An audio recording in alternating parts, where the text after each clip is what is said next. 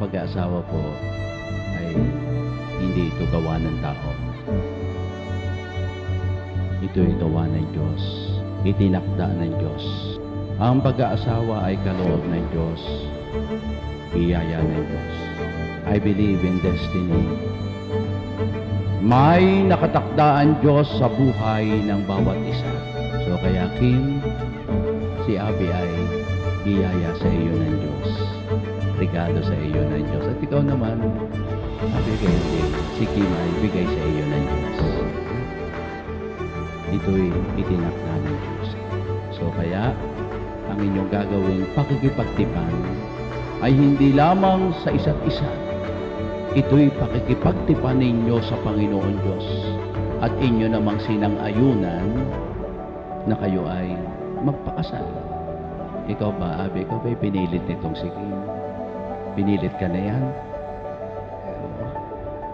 Oh, ikaw naman, Kim, tinakot mo ba yan si Abby? Okay.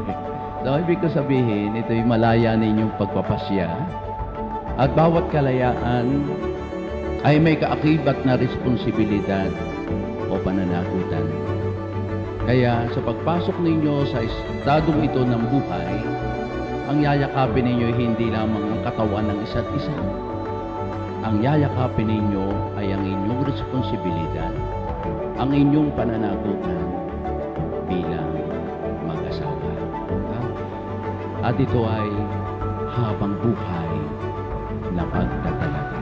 Ang pag-ibig ay hindi magiging tunay na pag-ibig hanggat hindi ka nasasaktan. Ikaw ba, Abe, handa ka masaktan? Handa ka masaktan? Ikaw, Kim, handa ka masaktan? Okay, very good. Handa kayong mamatay para sa isa't isa. Yun ang pag-ibig. Handang masaktan.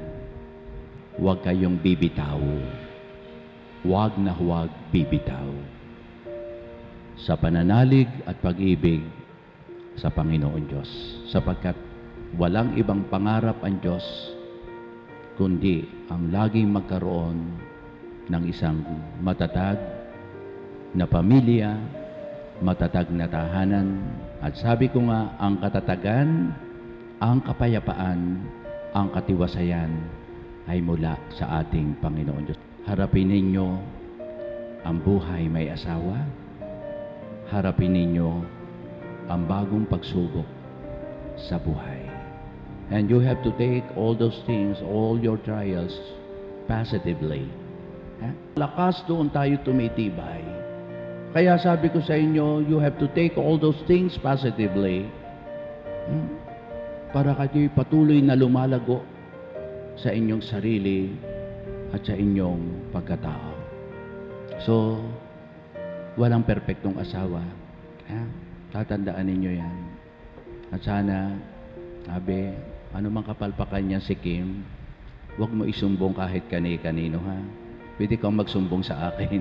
At una't higit sa Panginoon Diyos. At gayon din, Kim, kahit maganda si Abe, hindi yan perpekto. Pero ito, tandaan nyo, ha? Ang asawa ay tinatanggap ng buong buo. Hindi lamang yung ginusto ninyo, kundi kahit yung hindi nyo ginusto at ginugusto sa asawa nyo, tatanggapin ninyo. At yun ang tunay na pag-ibig. Pagsaluhan ninyo kung ano ang mabuti at maganda na nasa sa isa't isa.